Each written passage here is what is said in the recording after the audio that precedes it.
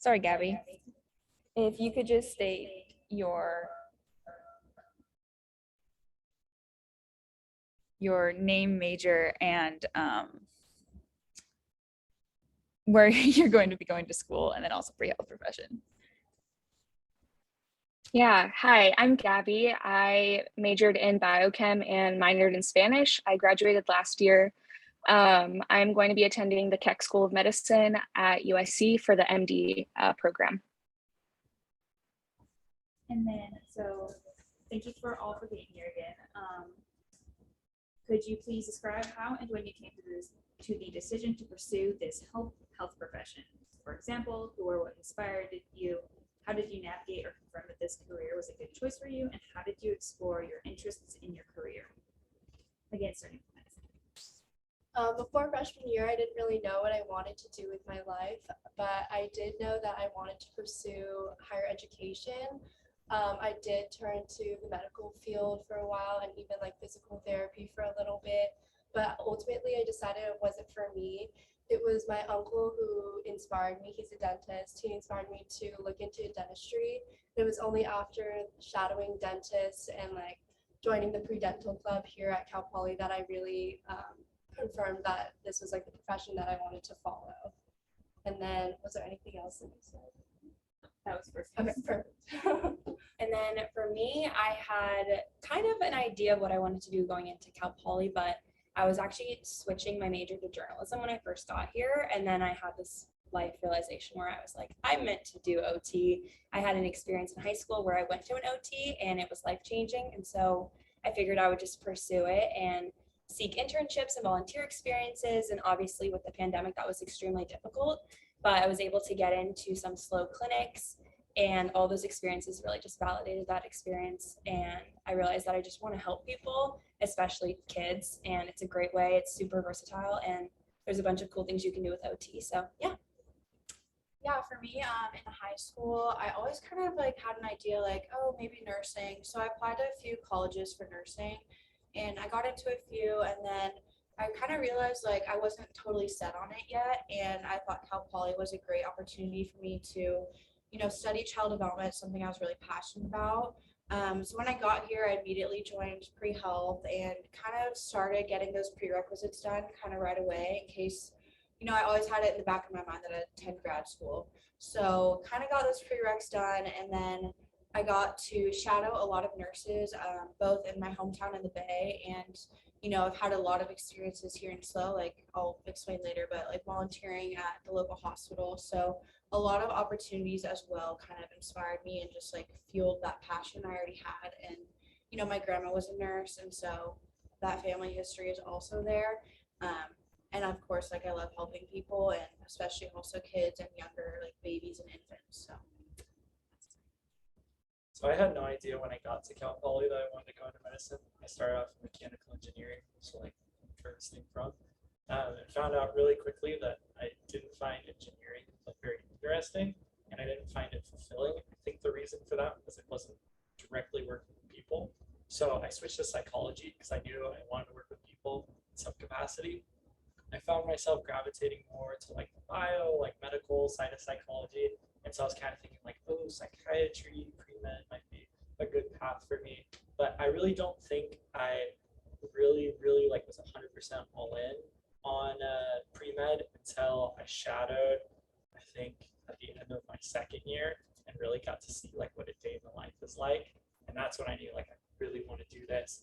And so beyond shadowing, I ended up volunteering with Sloan North Foundation, and that was a really awesome opportunity, just like be in a clinic day through day and get that exposure. And I kind of just like continued to solidify my interest.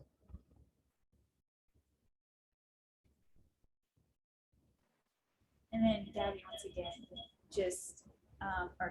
please describe how and when you came to the decision to pursue this health profession. Who or what inspired you? How did you investigate or confirm that this career was a good choice for you? And how did you explore your interest in your career? Yeah, so I would say a lot of it came from my upbringing. So my parents immigrated from Mexico and didn't really speak English or anything like that. And I think from a young age, I saw that I wanted to be in a career where I could really advocate for people. And so that kind of helped me hone in on maybe I wanted to be somewhat in the medical field or just a field of advocacy like therapy or even. But then I saw that I really liked problem solving and understanding the answer to a lot of questions. Growing up, I was a really annoying kid asking why after everything. And so that kind of helped me hone in on what kind of career I would ultimately want to go into. And I sought out a lot of shadowing and also just clinical experiences that I can talk about later that really helped me realize that medicine was the place that I really wanted to be in. So next, how did you manage your time to complete coursework and extracurricular activities? What are your best study tips? I actually switched my major freshman year too from kinesiology to biology. So there was like some overlap, but I still had a little bit of catching up to do. I took online classes at Foothill for some of my GEs.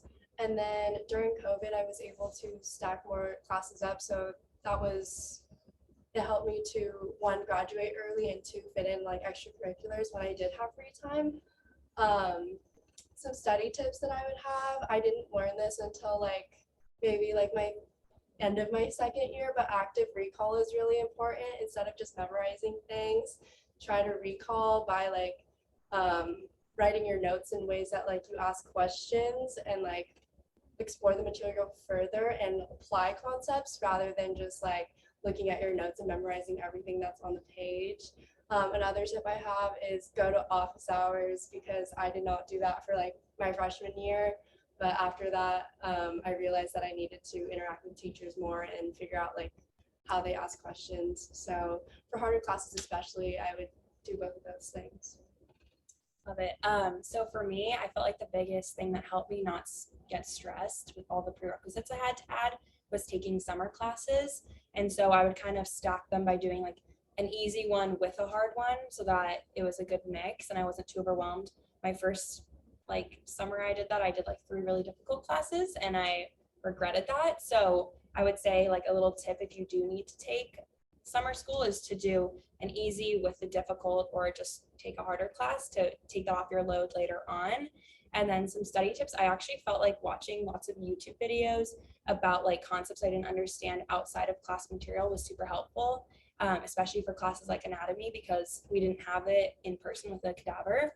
So getting to have that experience and exposure through different online learning tools was super helpful. And then emailing professors, even just for really small questions, it just helps your information settle in a little bit better. So I'd recommend that for sure. Yeah, for me, I would just say whatever you're looking into, definitely look at the prerequisites before and plan out your time with your own schedule. For me, as child development, I didn't have a ton of overlap with my prereq courses that I needed to do, but I definitely had some overlap. So just kind of combining, those GEs and making sure science, I'll take chem to fill this up because I need that for grad school, that kind of thing. Other than that, I would agree taking summer classes. I think a few summers I did 1 or 2 through Foothill or community college and Cal Poly, and just reaching out to your professors, keeping that relationship, because down the line, letters of rec are always important. So definitely emailing them and making sure office hours are always important. That's something I also learned. So everything they said, I agree to. Yeah, summer classes, I took a few, so I definitely agree with that. When I started off, I was a psych pre-med. I don't think any of my prereqs pretty much overlapped, so it was a lot on top of my degree. But then I ended up taking an extra year, and since I already had all the pre-med prereqs, I added bio as a second major because I was only going to take an extra year until the 5th year because of that. But in terms of study habits, I think the most helpful thing for me was trying to learn what I didn't know and how to recognize that. So like someone else said, active recall is super important. Testing yourself to see where your gaps are when you're studying for an exam, because figuring out what you don't know when you're studying helps you identify the weak points when you're studying for exam. And I think that's super important, especially given a lot of pre-health classes are just strictly memorization based. So I think that's something. And then for me, I would say just echoing what everyone touched on in terms of taking summer classes. That helped me a lot throughout undergrad. And as far as, just day to day, I think having a calendar that lists almost every hour of your day, as silly as it might sound, to schedule in lunch for yourself or breaks, I think that really helped me just stay on track throughout the quarter system, especially. And as far as study tips, I would say active recall, and I use the Pomodoro method a lot, which is you study 20 minutes on, essentially just like straight studying, head in the books, but then you do 5-minute breaks. And then after I think 3 sessions of that, you can alter it however you like.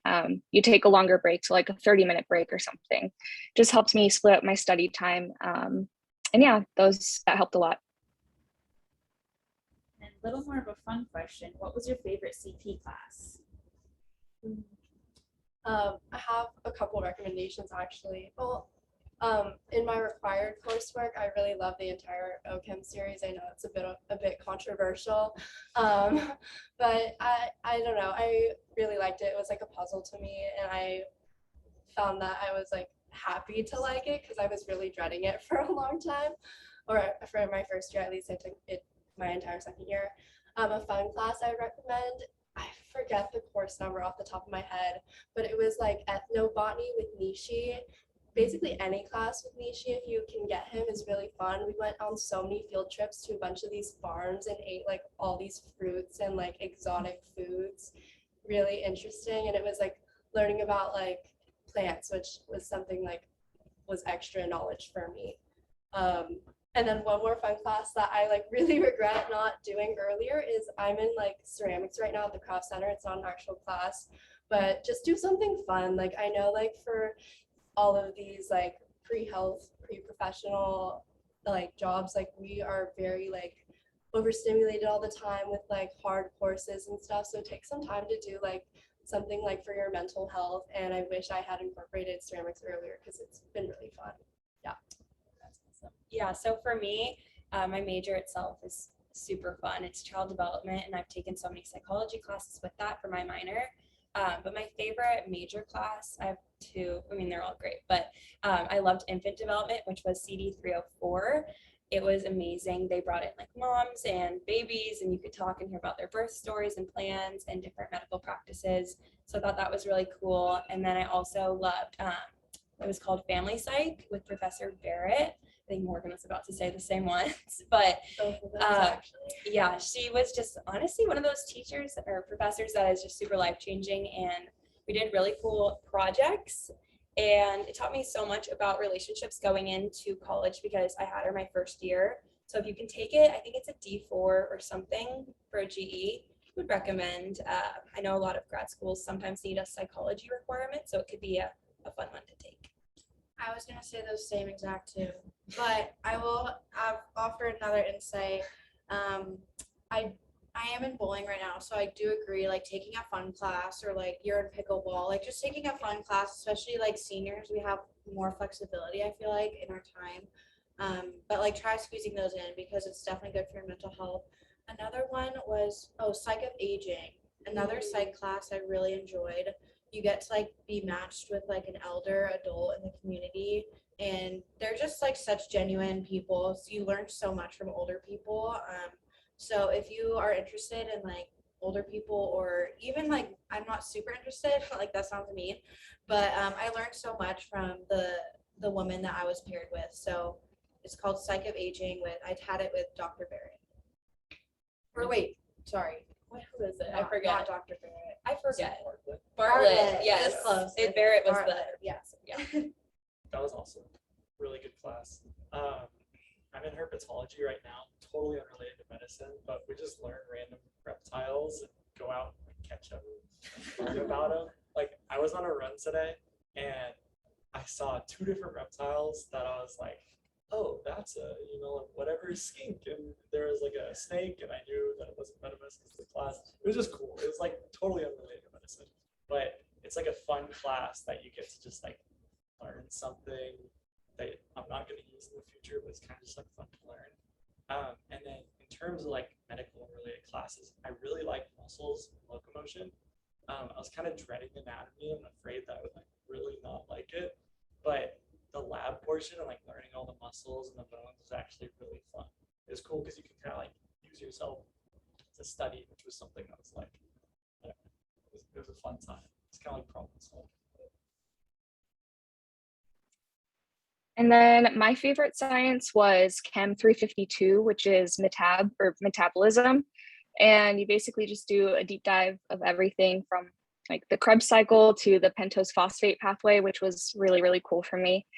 And then my non-science favorite class was probably WLC, which is, I think it's World Language and Culture. Like that's the course offering, 312. And it was Chicano culture. So that was really fun. Definitely a nice break from all the other science classes. And then last question from me, what kind of extracurricular experiences did you get involved in while you were at Cal Poly? Health clinical, community service, leadership, research, non-health related, and just any of it? I think I was involved in a couple things. So shadowing for dentistry, I'd recommend, well, first of all, general dentistry shadowing is required. Most schools state that you only need a minimum of 50 hours, but it's good to get 100 or like a couple hundred hours. So I did a lot of general, shadowing a lot of general dentists, but I also shadowed specialties, which is something that you can do to show your interest in like specializing to different dental schools. So I shadowed endodontist and a periodontist, and then I currently work for an endodontist. And then I did organic chemistry research because I liked it a lot, so I decided to do a little bit of research for that with Dr. Kanarowski, if you know him. Community service, I did a lot of unhoused community work. So my freshman year, I organized with a team like a 5K to raise money for 40 Prado, which is like the homeless shelter in our city. And then I also served breakfast and dinner there from time to time. And with my pre-dental club, we also like gave a lot of dental supplies or like raised donations for the shelter. So a lot of work in the unhoused community. Leadership, I did pre-dental society. So throughout from like my second to my fourth year, I've been involved in that leadership. And then if you guys are familiar with Alpha Chi Sigma, it's the chemistry fraternity here on campus. I also did leadership positions for those and was just like really involved in general. It's a really cool club if you're interested.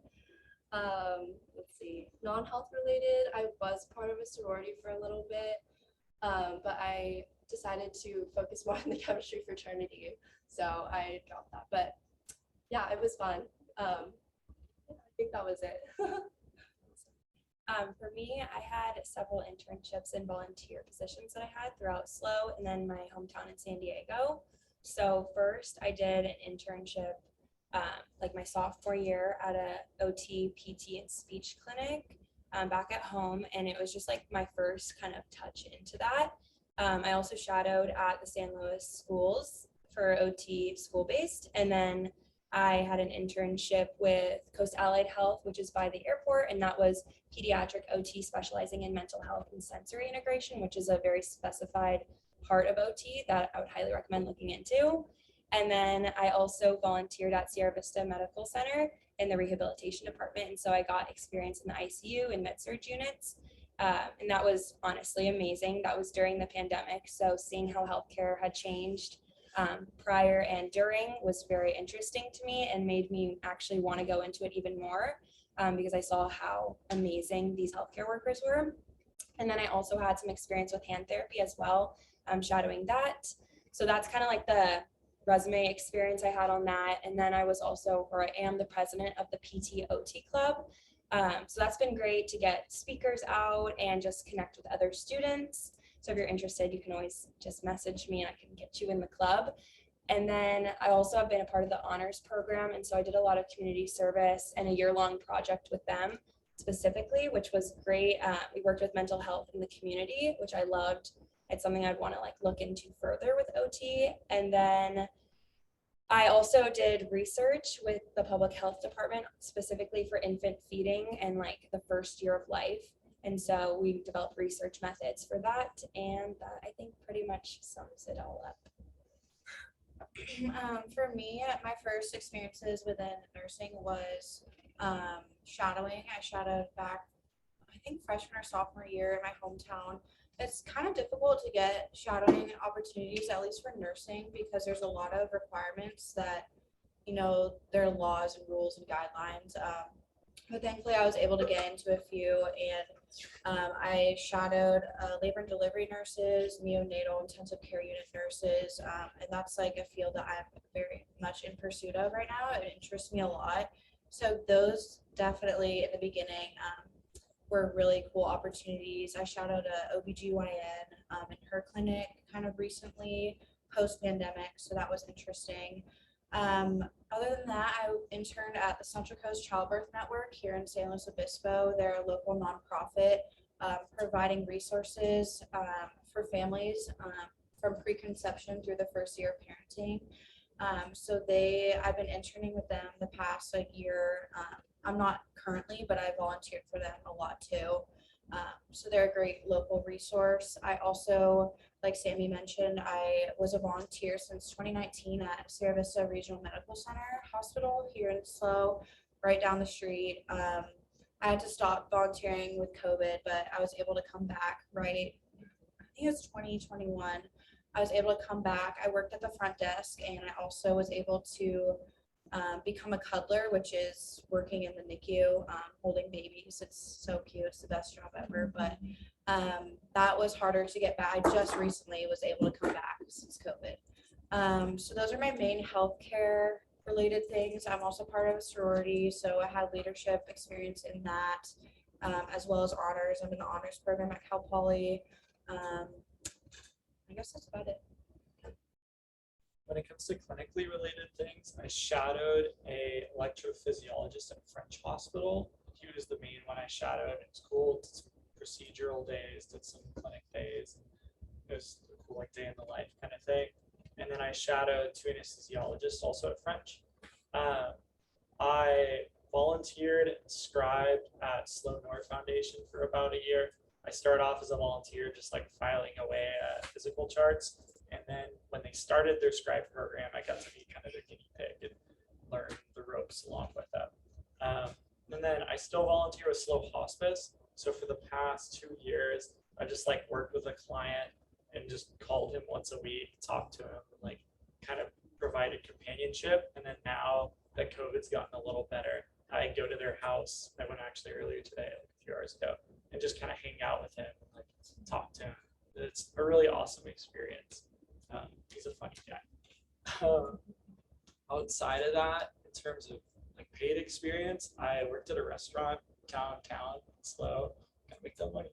I was a busser, cook for a little bit, a dishwasher, and then a server for a few months before I ended that earlier this year. And then I worked in the COVID lab on campus, which was really cool just to see the inner workings of how it all gets done. And then in terms of leadership opportunities, I spent 3 years or so within orientation in various roles.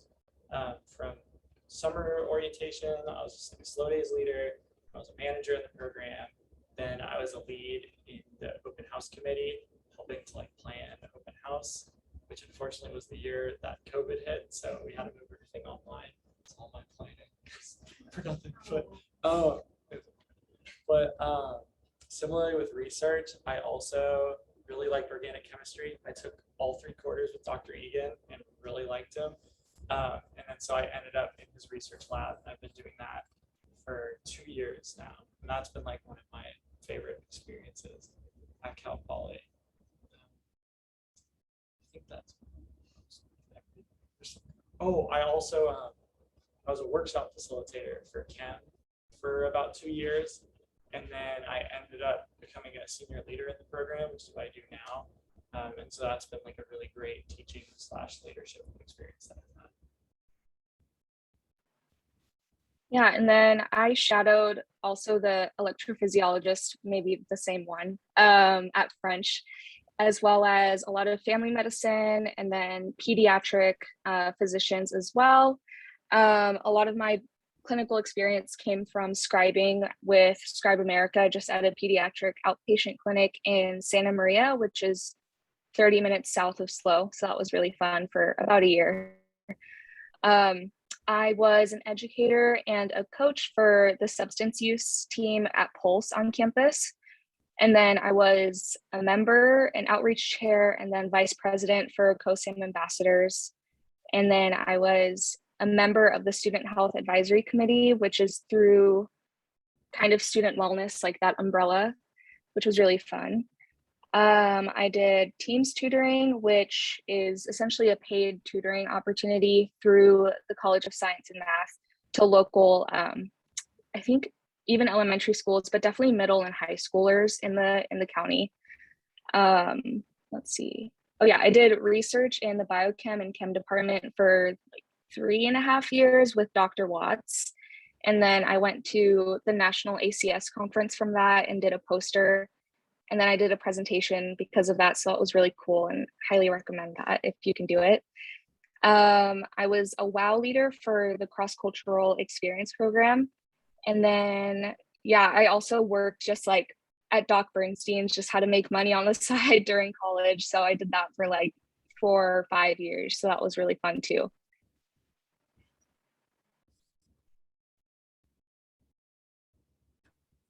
Okay, awesome. And then kind of switching direction, what entrance exam did you take? How did you prepare for it?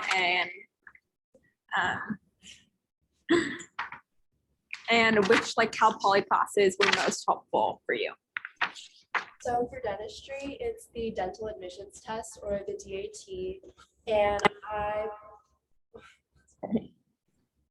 I bought a subscription to it was called DAT Bootcamp, so it was like a private like thing. It wasn't like a program with the DAT, it was just like a separate DAT preparation type of program. So I mainly used that to study, and I was really fortunate. Kind of like one of the silver linings of COVID was I took the test the summer after my second year, and that's when COVID really was at its peak, so nothing was really happening. So I wasn't really forced to work or like shadow, or I wasn't really able to do anything. All I focused on was studying. So that helped me like really focus on all things DAT that summer. So I would say I was fortunate for that because I wasn't really distracted. Like none of my friends were hanging out. There was nothing out there that summer. So that's how I prepared. In terms of classes, it really depends on, so I'm not taking a gap year. So that's why I took it the summer after my second year. So it depends on like what you can fit into 2 years. If you're not taking a gap year, if you are taking a gap year, then you have a lot more classes that prepare. But for me, the classes that I wanted in were the general bio, and organic chemistry series. But if you have time, if you are able to fit it in within 2 years, I'd take anything like the Nat and Phys or physiology bio 361 because I did not have that background, and I didn't take bio in high school, so I had to study a lot of bio that summer. For OT school, it's kind of interesting because with COVID, they actually got rid of the GRE for most schools, but the one school that was my top school where I'm going, I needed the GRE. So for that one school, I studied very hard for the GRE, and it's like just like the extension of the SAT, I would say. So you have like your math and reading sections. Big thing was vocab. I knew that was like my weakest point. And so I had flashcards and I would study them every day. I would set out like 20 I was going to learn in a day, and then I would do those again at the end of the week, and I would do all of them. So that was the biggest thing that I would say, studying for GRE specifically. And then I also feel like overall I'm a slower test taker specifically for reading. And so just going through those passages, I always felt like I could have done more, but clearly it was enough. So it's fine, but every school's different, and so unfortunately, the one school I wanted to really go to had that test. Yeah, for me it's a little different. I University of San Diego, I didn't take an entrance exam actually, so I was fortunate enough for that. That's half to COVID, also have to do with a lot of schools. Some schools don't require it. The schools that do require it, if I weren't gonna go here, I would have to take it this summer and take a gap year. Gap years are totally normal. I'd say it's probably 50-50, the people I've talked to in pre-health. So if you wanted to do that, that's probably what I would be doing. The T's is called for nursing. It is probably similar to the SAT. But there are handbooks and guides on how to do it. But sadly, I didn't give you any specifics because I didn't take them. I took the Mcat, which I did that similarly right code starting, really helpful because I just had that summer just being the Mcat, which is nice.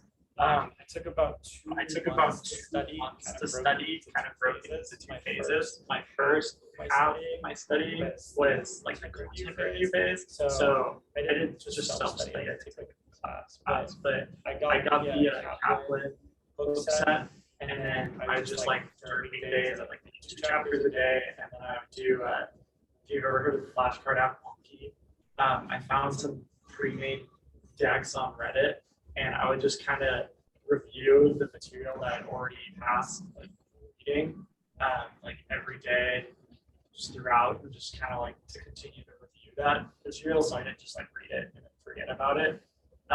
So that reading phase kind of lasted about a month. On the weekends, I would take practice tests. I used Mcat for the first one, like practice tests.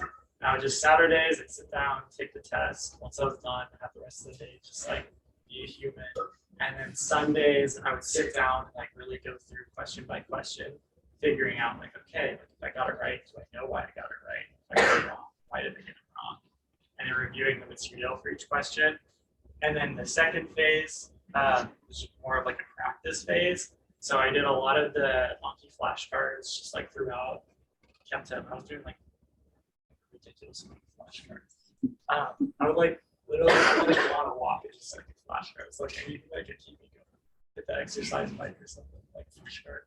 But and then same thing on the weekends. I did the official AAMC practice test, which are really good, like super representative of the actual exam by the same company that does the exam. And same thing on Saturdays I take it. Sundays I like to do a thorough review.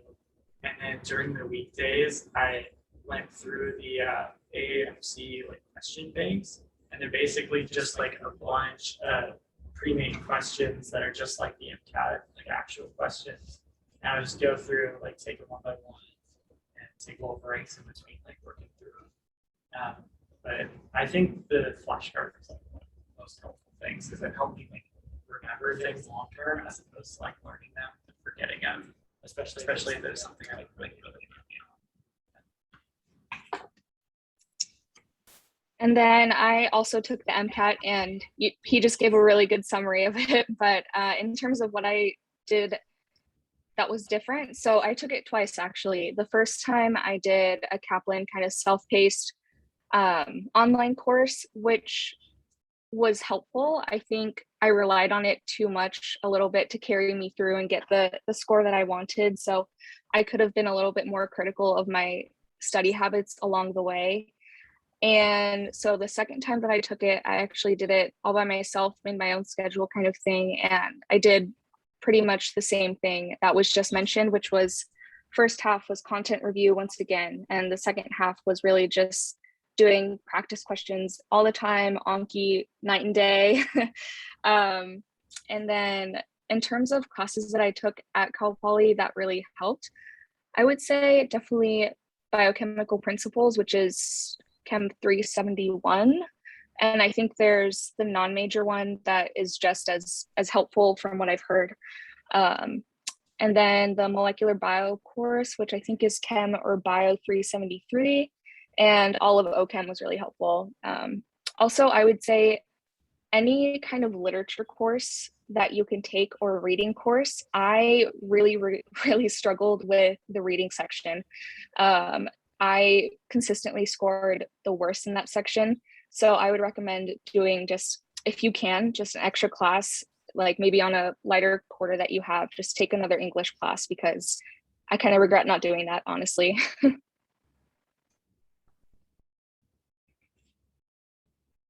Awesome.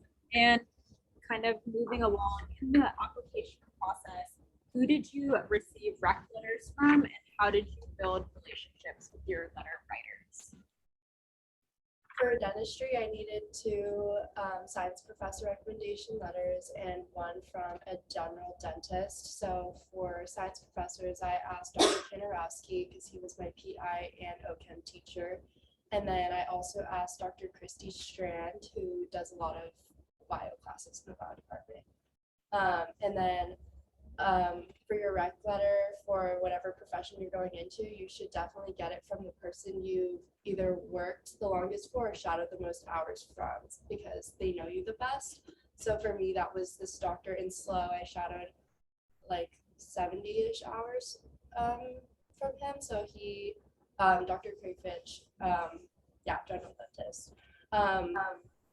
In terms of asking them for rec letters, I asked them about 3 months before my applications were due. And that was because I was in close contact with them already at that time.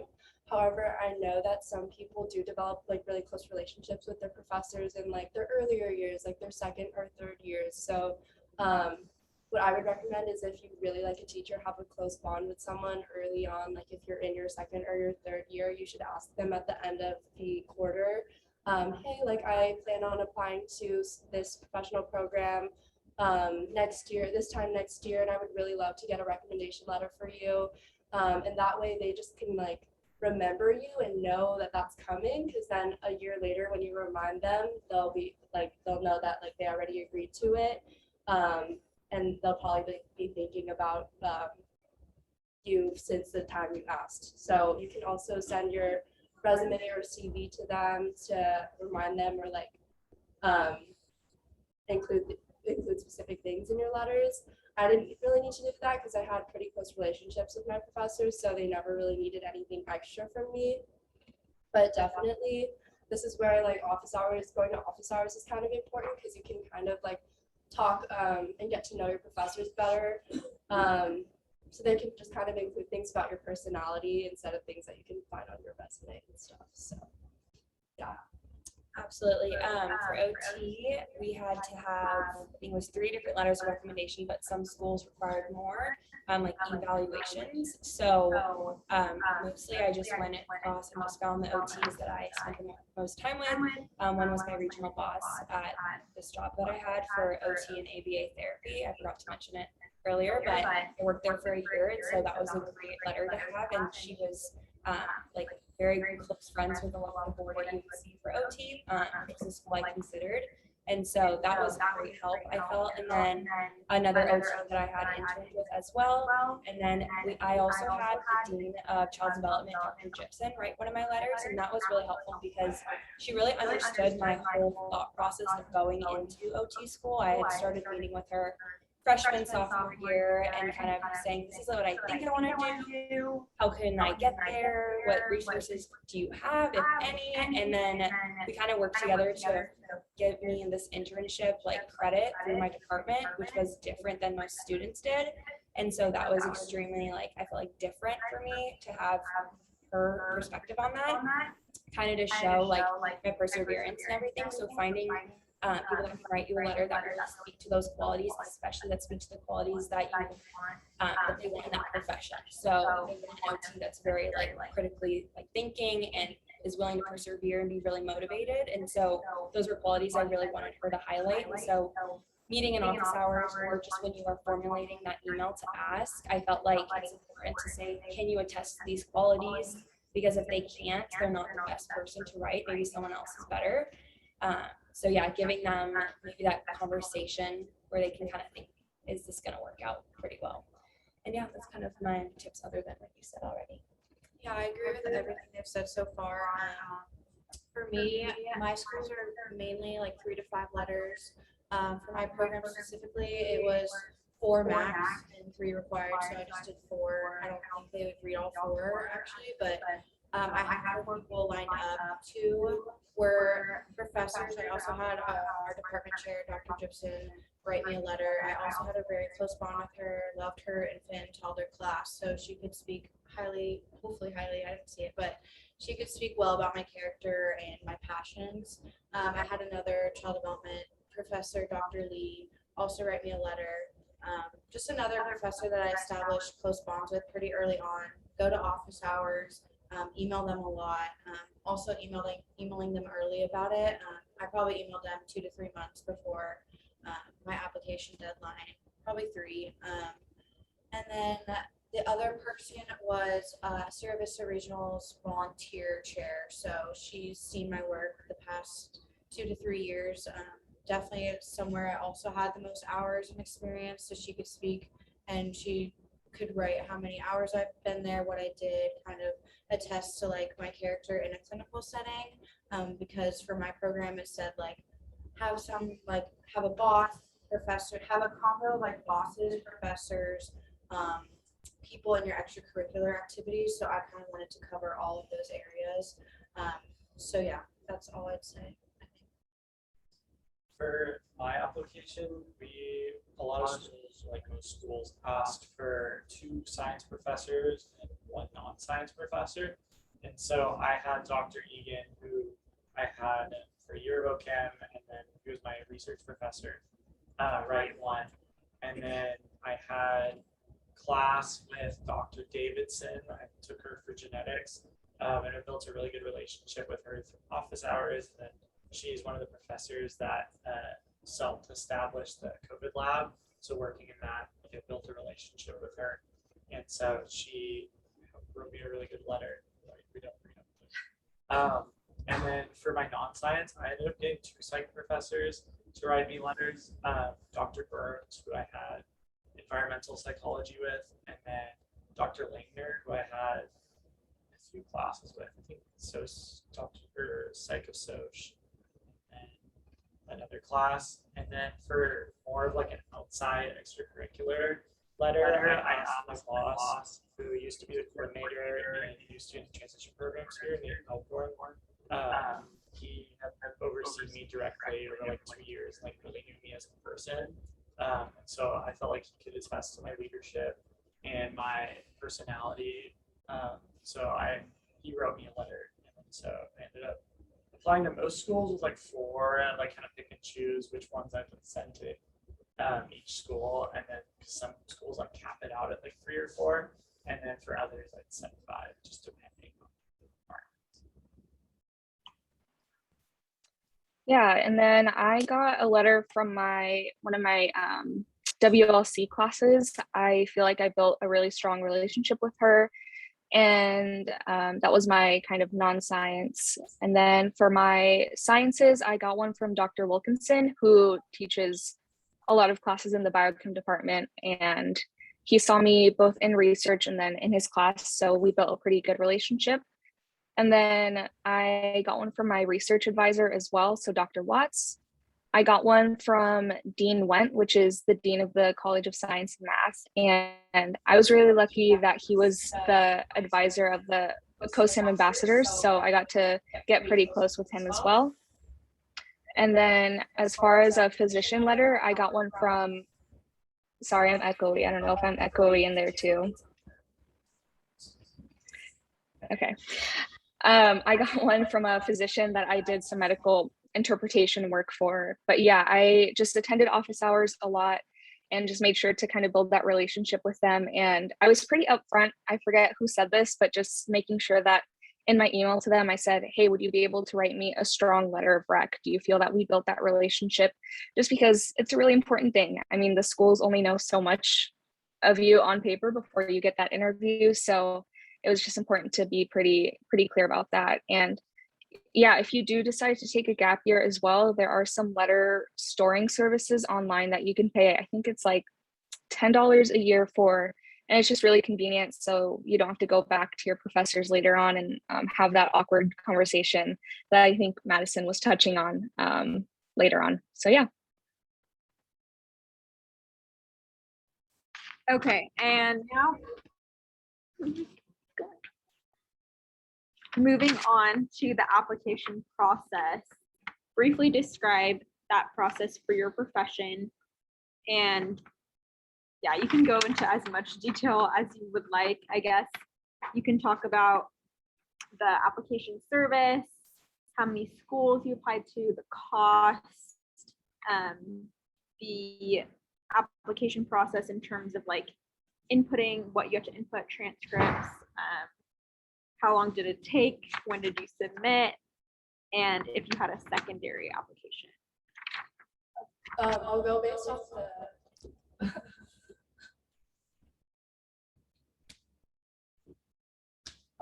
off the question sheet you gave me so I don't forget anything. So there was a centralized application service for dental. It's 88 AdStats. Most schools are on there, like all the schools I wanted to apply to. I think the only ones I heard of that weren't on that application were some schools in Texas, but I decided not to apply to any schools in Texas, so it was okay.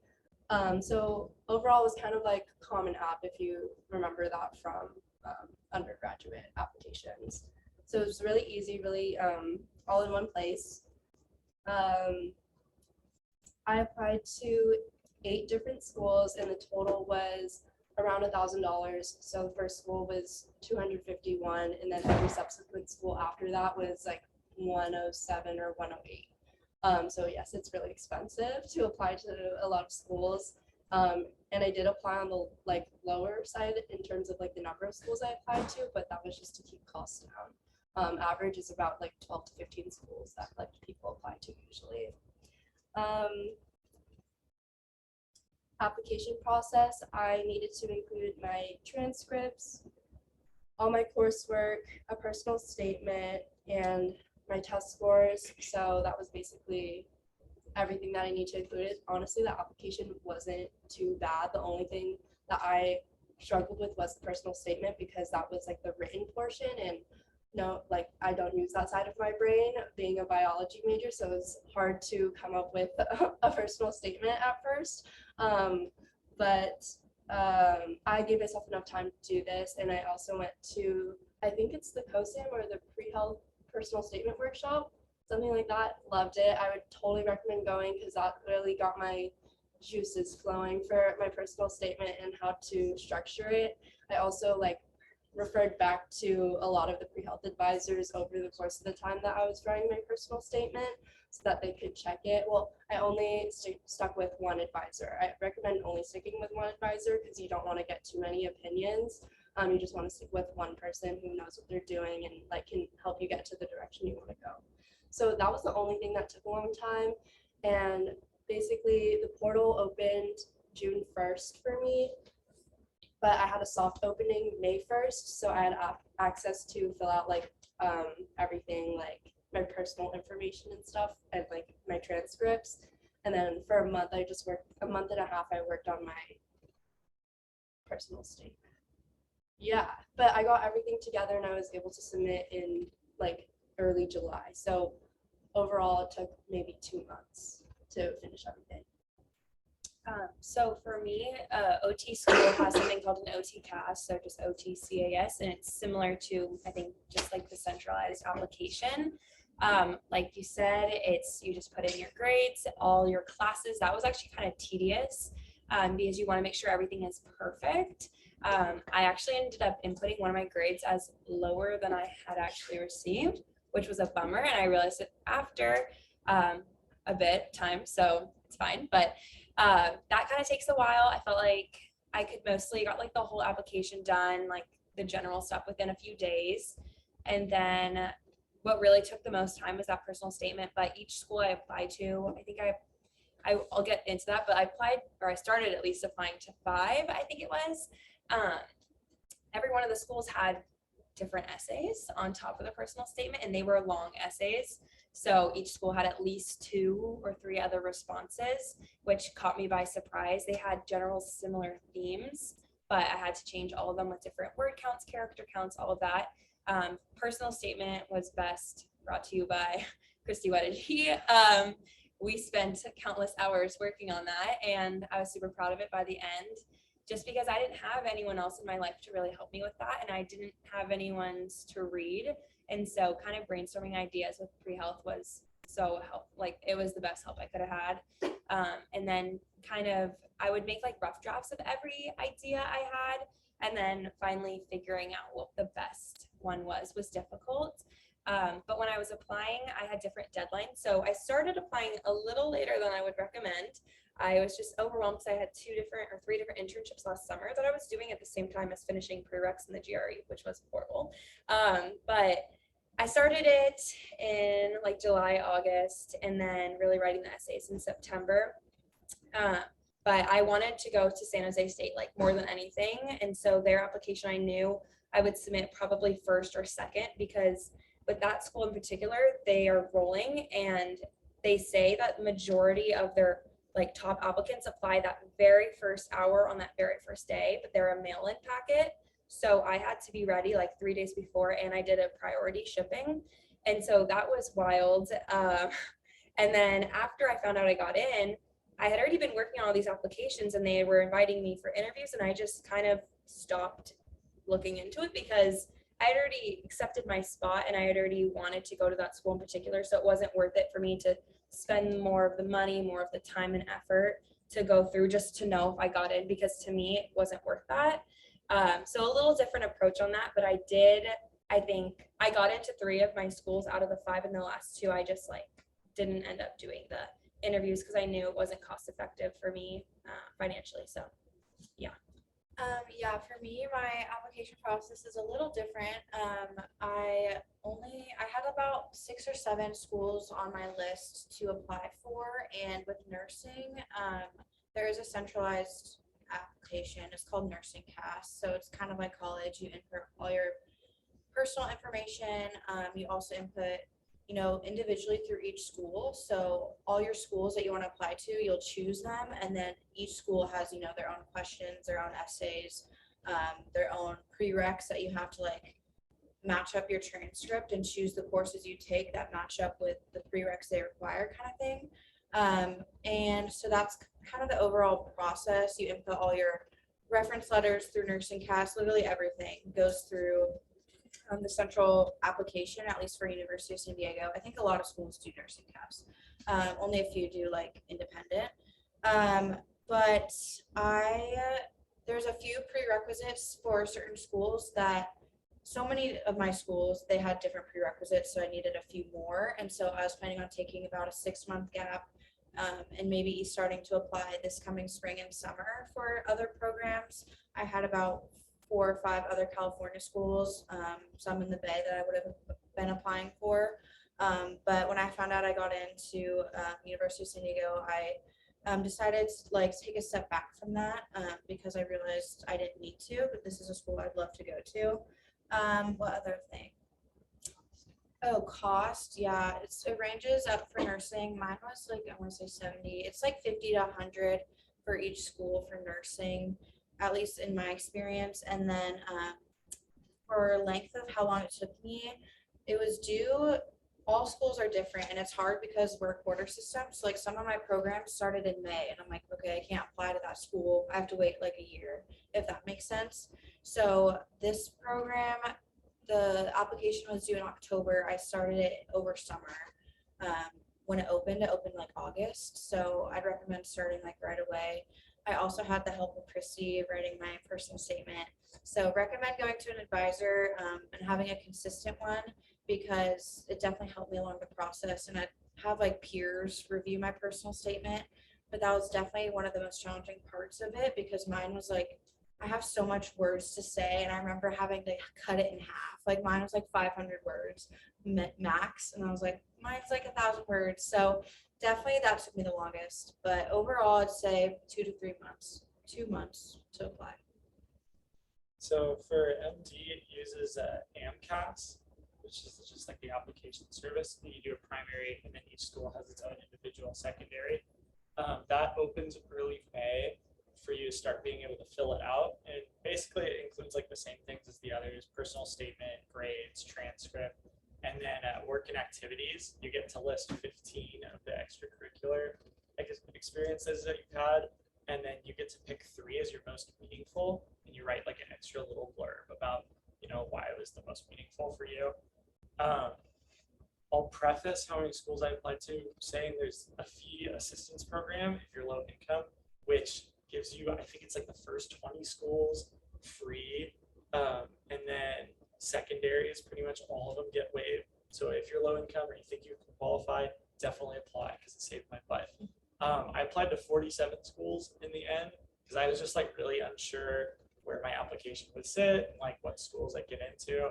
And I kind of figured like, I'm just gonna apply really broadly, and if it doesn't work out, like it doesn't work out.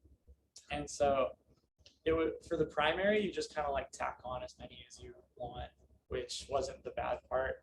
For secondaries, each one has its own individual secondary app with their own like unique essays. Some of them overlap, some of them don't.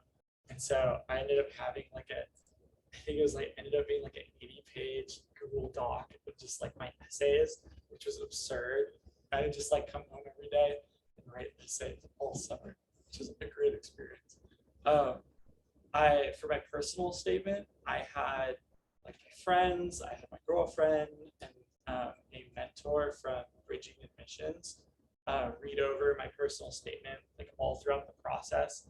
I remember I wrote like a full draft of it, like polished it up, and then ended up completely restarting it because like I found the most helpful advice I got when I was writing my personal statement was just answer the question like, why medicine? Like, why are you going into this field?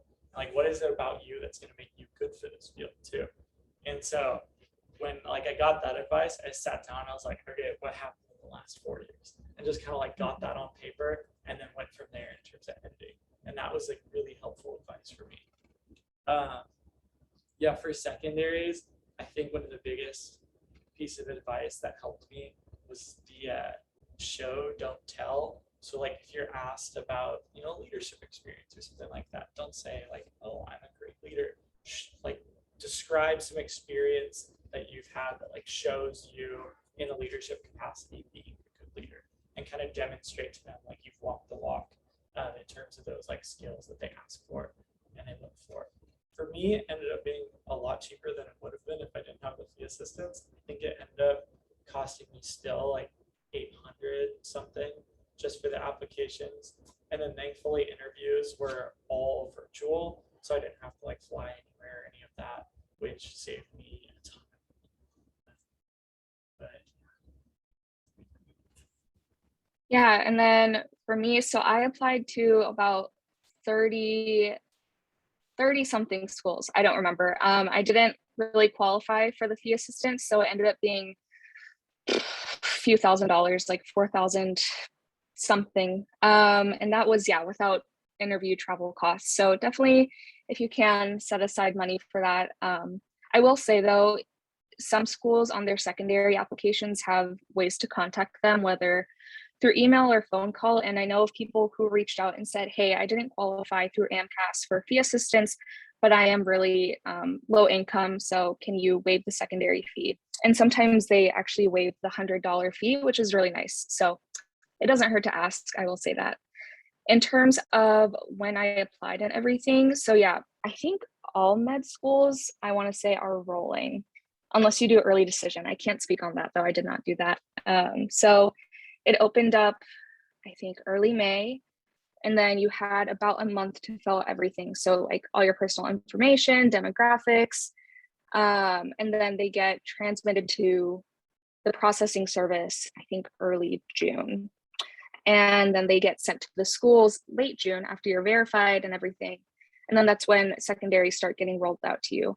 So a good rule of thumb is, apply as early as possible. I think for any of these professional programs, it really helps to do that. And so for med schools, the reason for that is really interviews start getting handed out to the earlier secondary application students. I don't know how to word that, but the earlier in the interview process that you are and the better interview that you have early on gives you a better chance to get in. So that's just a good rule of thumb to follow. I will say also on the primary app, there's a few hundred characters for you to explain if you come from a disadvantaged background. So they're pretty vague on that description, but it can be like low income or if you're an immigrant, anything like that. And it just helps give more context to your application, which I found really worthwhile as well. And as far as osteopathic schools, it's essentially the same process. They have a centralized application and it gets sent out for you to get secondaries and all that fun stuff. So yeah.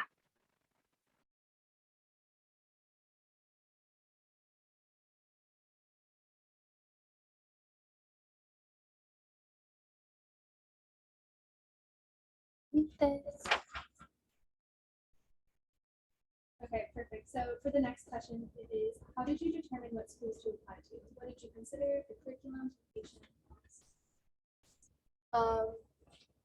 For me, ever since freshman year, I kind of knew I wanted to stay in California.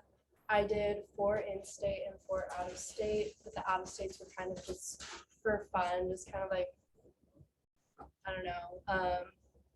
The idea of going out of state was kind of fun for me, but they were mostly just backup schools. I did get in, and I did consider them for a little bit, but ultimately I knew I wanted to stay in California, specifically San Francisco. So my top choices were UCSF and UOP, and I picked UOP because so the cost it's a private school, so ultimately I was just like, okay, whatever school I go to, it doesn't really matter. The difference is kind of negligible. Once I become a dentist, I could pay back any school that like I go to. So yes, I did get into like cheaper schools, and like my parents definitely wish I considered those a little bit more. But ultimately what was more important to me was having a good learning experience and good learning environment. And that's what I really saw at UOP, because the faculty there are like unlike any other faculty I've heard of at other schools. All the students spoke very highly of their relationships with their faculty and the support that they got at the school. And that's something that I really wanted to have in a program. So I really loved my experience here at Cal Poly. I felt like I got a lot of support here. I didn't want to go to a school like that was too large or like too small, and location was also really important to me. So for dental school, you have to meet certain requirements, and that means you have to get enough patients to meet those requirements to do certain like operations on. So I had to make sure I chose like a bigger city, and I've never lived in SF. I'm from SoCal, so I thought it would be really cool to try being in SF, and there's plenty of people there who come in. So yeah, there wouldn't be a shortage of anyone to get patients for. For me, the first thing I had to look into was deciding if I wanted to get my master's or doctorate. Currently, masters are what is required to become a licensed OT, but they are starting this phase in of doctorate programs. And at first, I felt like that was super enticing, and I felt that was going to be the strongest decision. But at the time, there aren't any public schools that offer a doctorate program, and many of them that are offering it haven't been accredited, and that's really concerning to me. And so I felt that a master's would be a really good choice. But the reason I ultimately chose it was because I joined a bunch of different Facebook pages with people that are currently in the field and asked them for their opinions and what they are seeing with post-grad students. And most of them had to say, only go for your master's, don't go for your doctorate, because there's not a pay difference. And sometimes they're intimidated of hiring the doctorate students right out because they're demanding more. And so for me, I didn't also want to get my doctorate right away because it was very research heavy, and I wasn't sure what I wanted to specialize in quite yet. It's also a way to become more of an administration perspective.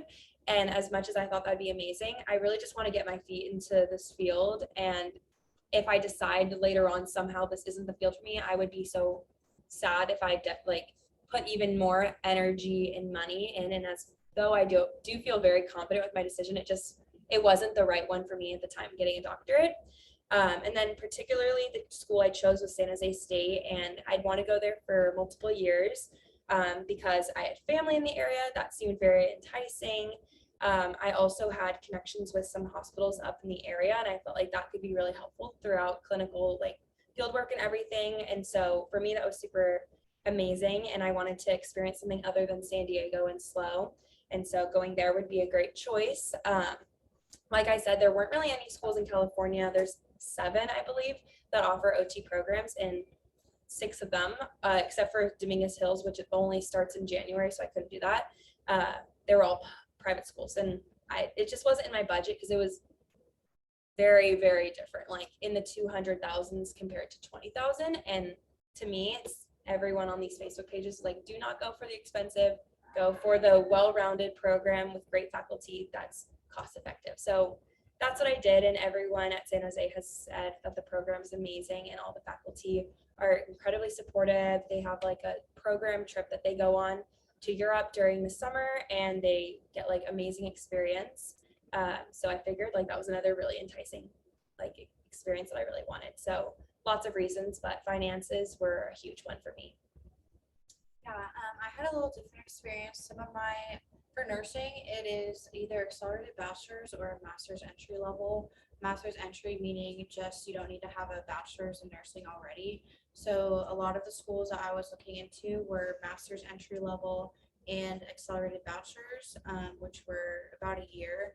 And I've talked to many different people. Everyone that had an opinion was like, either like they were in that program, they did that program themselves, because I talked to a few like in accelerated bachelor's, they're like, oh, 100% accelerated bachelor's. Then master's people were like, oh, 100% master's. So I'm like, not helping me. But I ultimately decided to make my list based off location. I knew I wanted to stay pretty much in California. And I also was considering living at home. I'm from the Bay Area, from San Francisco Bay Area. So a lot of my schools were up there. And then University of San Diego is actually one of the two Southern California schools I applied to. But their program, I've heard nothing but amazing things. It is a private school, so for me, it is a little bit more expensive, but I'm getting a lot for what I'm putting in. It's 21 months, so it's a little under 2 years. And there's our cohort's like 40 students, so it's very personalized. All the faculty, like they really care about you. They get tons of experience. We go to Tijuana just for day trips. There's a broad opportunity. So just my specific program, that was something that was really enticing for me. Other than that, I think the main thing for me was just choosing accelerated bachelor's versus master's. That was a huge thing to decide. And so for that reason, I chose both. Like I decided to put both kind of programs on my list, and whatever I got into, I'd make a decision based off that. And as well, sorry, one more thing. I talked to a few like nurses right now that got their master's, and one of them specifically mentioned that a lot of your graduate expenses can be taken out by hospitals that later hire you. So a lot of hospitals will help pay for your student loans or help, pay that amount of money that you do owe. So yeah, that was just a little thing on the side that was helpful for me. When I was choosing where to apply, mostly I looked at the school's location and decided would I be willing to live there.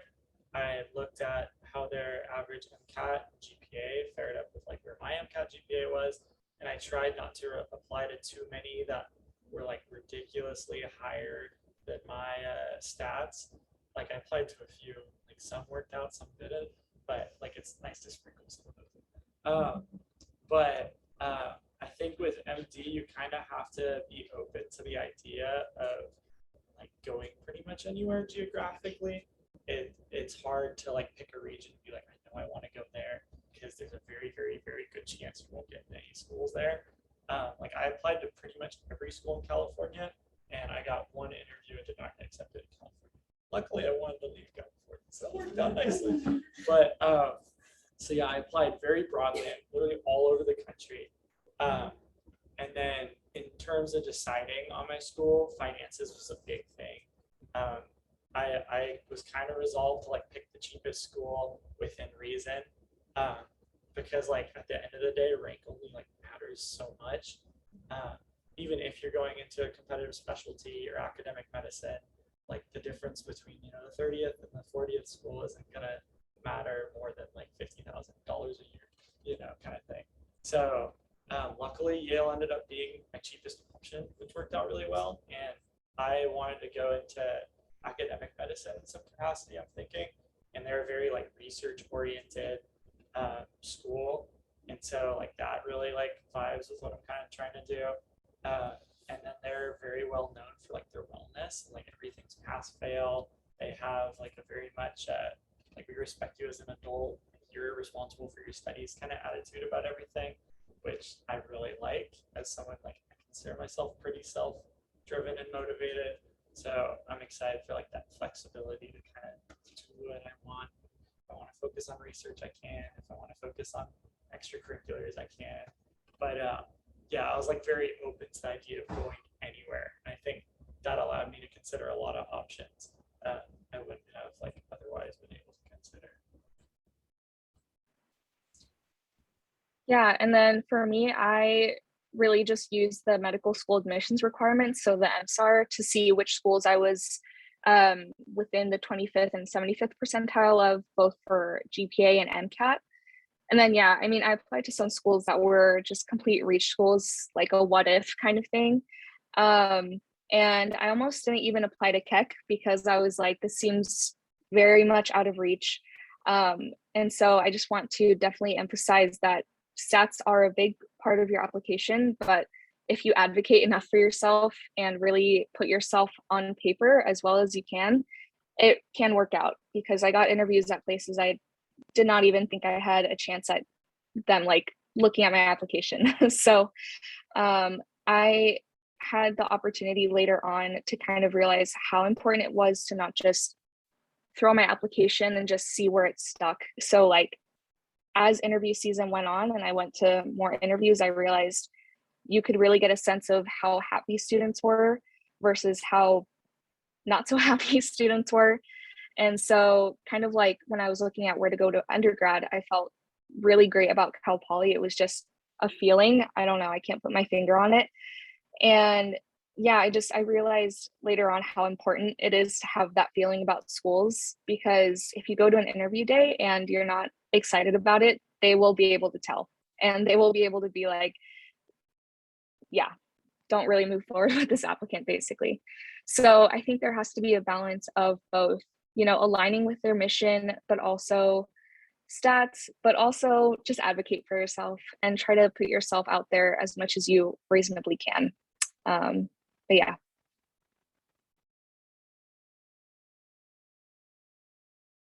We'll open it up to a couple questions. If anybody has any questions, please ask. We'll just kind of give it maybe a couple more minutes.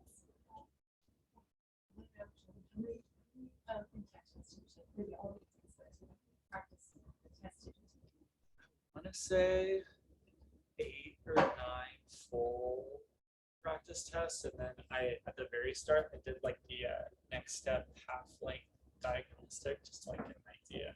I think that's roughly.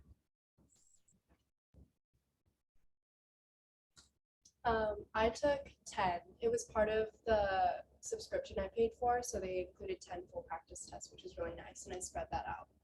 I took one every week. And I took about 4, so I feel like I could have done more, but like I said, it worked out, so it's okay. Yeah, I did take that. I was going to this summer if I didn't go here, because here didn't require.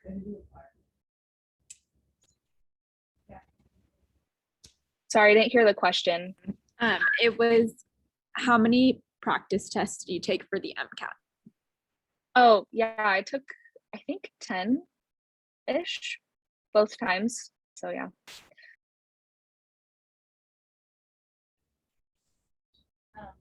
I was wondering, like, what your opinions about timeline are. Like, I'm first year, so I have ways to go. But I was wondering, like, considering a gap year, like considering a 5th year here, like, what your all's ideas about your own timeline, and like you've probably seen your friends go through it too.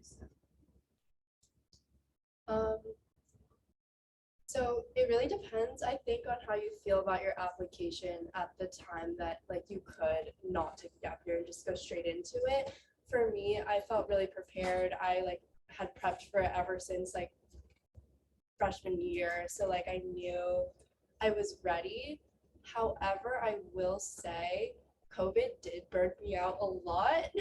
And like like at the time, like when I got into like all my schools, I was kind of like, oh my God, I have to go to school like right away. Like I'm not ready. But luckily, my opinion, I really wanted a gap year like a couple months ago.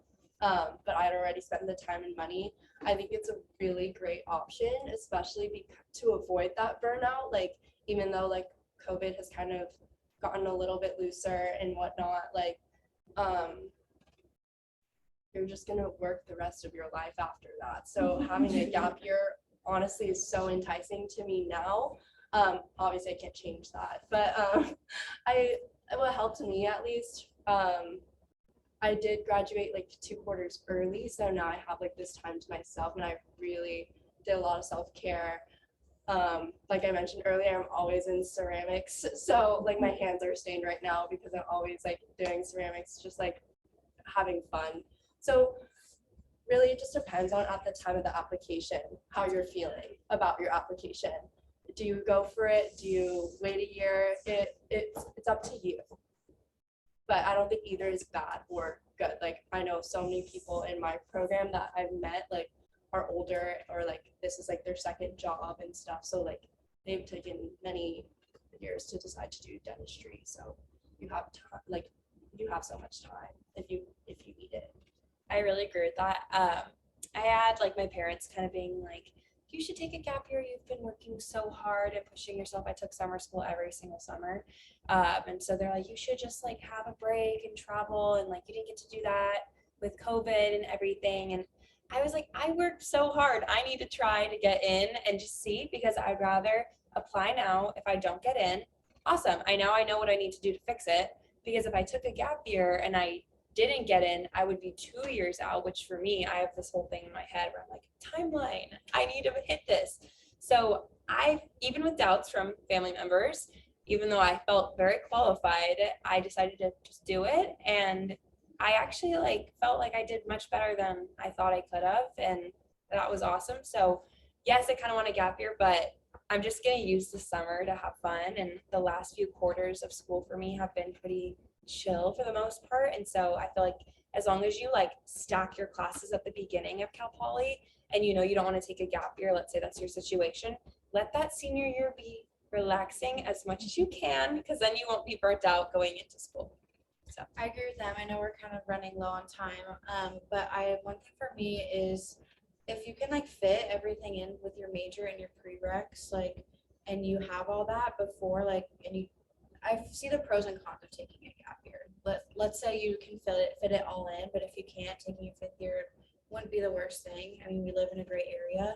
For me, if I didn't go to the school, I'd most likely be taking at least 6 months a gap year. And for me, that sounded also kind of enticing because I'm like, I've been working for so long. So I think it ultimately depends on your goals. And I also kind of had this timeline of like, I need to go right away. But also so many people take gap years, and like people in like my program are like 45, like they're like, oh, I've been working for so long, but I'm gonna try this. I'm like, so any school I feel like that we're all going to, there's gonna have a wide range of people, so just depends on what you want to do.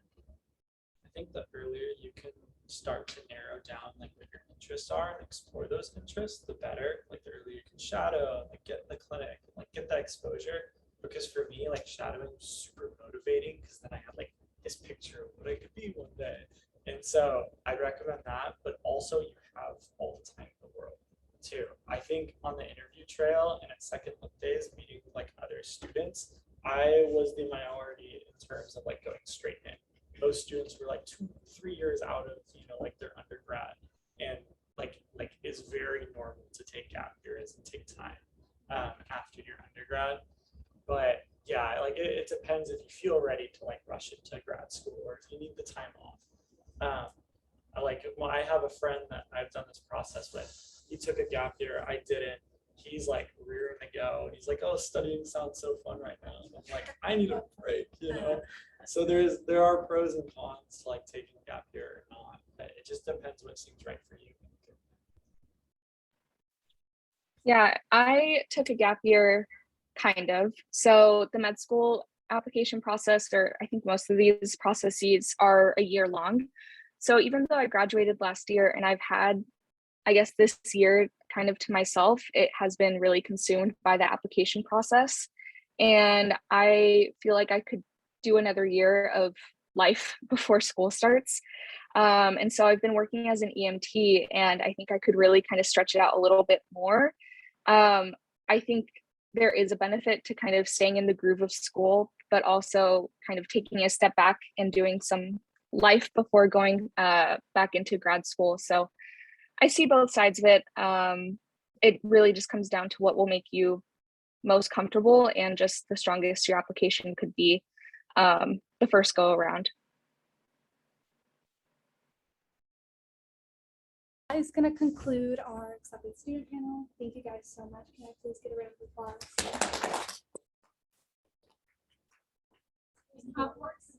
Please take a please. Thank you. Thanks. Have a good night. Thanks.